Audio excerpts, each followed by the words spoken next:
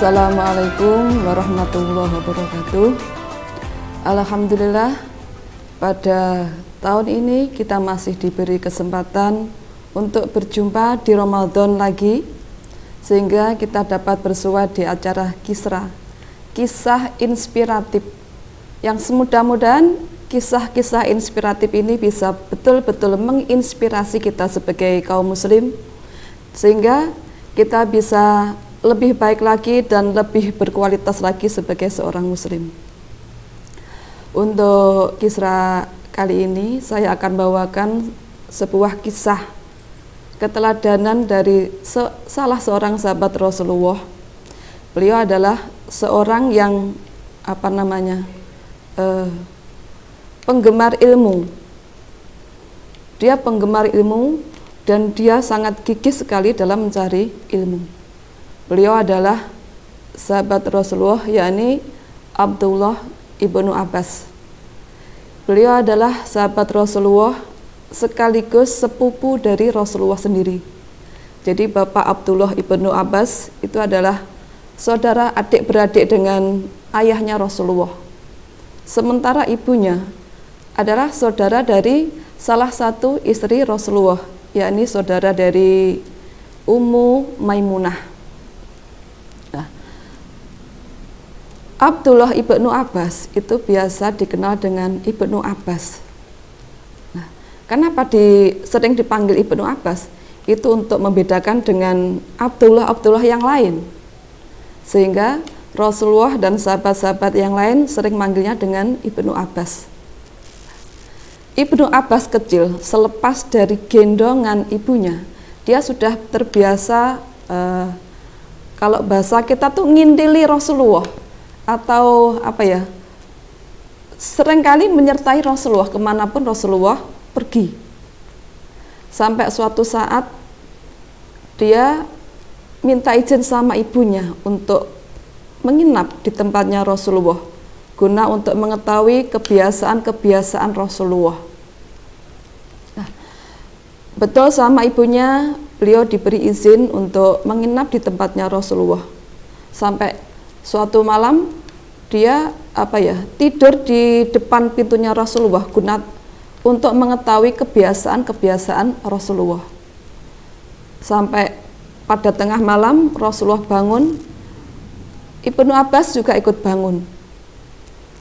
Ibnu Abbas tahu bahwa Rasulullah hendak menunaikan sholat, maka dengan sigap ia menyediakan air wudhu untuk Rasulullah. Begitu tahu apa yang dilakukan oleh Rasulullah sangat sayang sekali terhadap Ibnu Abbas. Sampai suatu saat ketika mau sholat pun Rasulullah meminta kepada Ibnu Abbas, "Hai Ibnu Abbas, sini, berada di sampingku." Tapi Ibnu Abbas tidak mau. Nah, kenapa kamu tidak mau ya Ibnu Abbas? Rasulullah bertanya. Karena saya tidak pantas untuk berada di samping engkau ya Rasulullah. Makanya Ibnu Abbas mengambil tempat berada di belakang Rasulullah. Bahkan tidak hanya itu saja. Akhirnya dari perilaku Ibnu Abbas itu, Rasulullah suatu saat menepuk punggungnya Ibnu Abbas seraya mohon doa kepada Allah. Allahumma faqihu fiddin walimhu ta'wil. Ya Allah, berilah ia kefahaman dalam ilmu agama dan ajarkanlah kepadanya ilmu tafsir. Dengan doa itu insya Allah dikabulkan sama Allah, sehingga Ibnu Abbas tumbuh menjadi orang yang faqih, orang yang pandai dalam ilmu agama dan ilmu tafsir. Ibnu Abbas hidup sampai ketika usia 13 tahun Rasulullah wafat. Ketika Rasulullah wafat, dia tidak berhenti untuk menuntut ilmu. Kewafatan Rasulullah tidak menjadikan ia drop, tidak.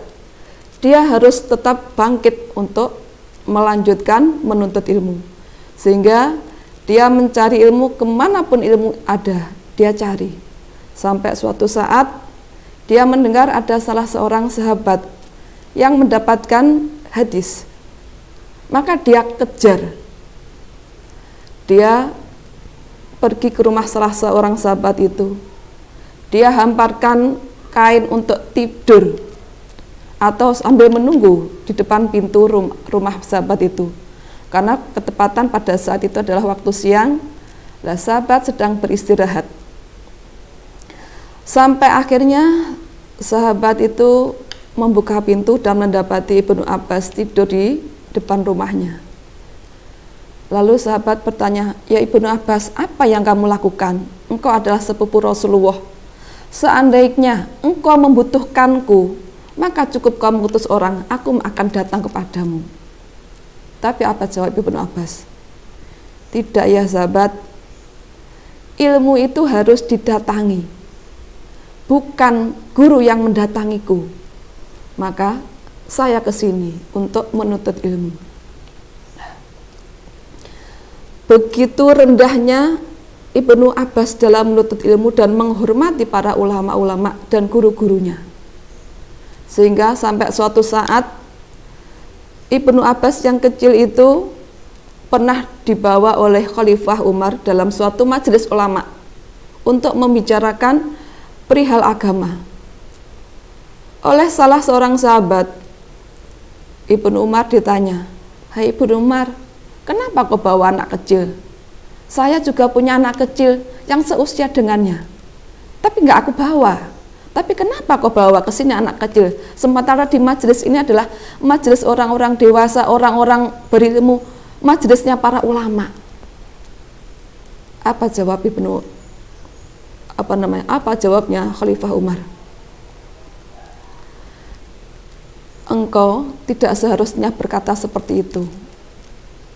Akhirnya Ibnu Umar melontarkan salah satu ayat dari Al-Quran untuk ditafsirkan. Semua para ulama menafsirkan, sampai giliran daripada Ibnu Abbas untuk menafsirkan satu ayat tersebut. Akhirnya semuanya tercengang mendengarkan tafsir daripada Ibnu Abbas tersebut. Nah, sejak saat itu para ulama-ulama itu tidak lagi mengecilkan Ibnu Abbas. Ibnu Abbas terkenal dengan kegigihannya. Sampai suatu saat beliau ditanya, "Hai Ibnu Abbas, bagaimana engkau mendapatkan ilmu itu?" Beliau menjawab, "Ilmu itu aku dapat dari banyaknya bertanya dan kemauan untuk berpikir." Jadi tidak bermalas-malasan.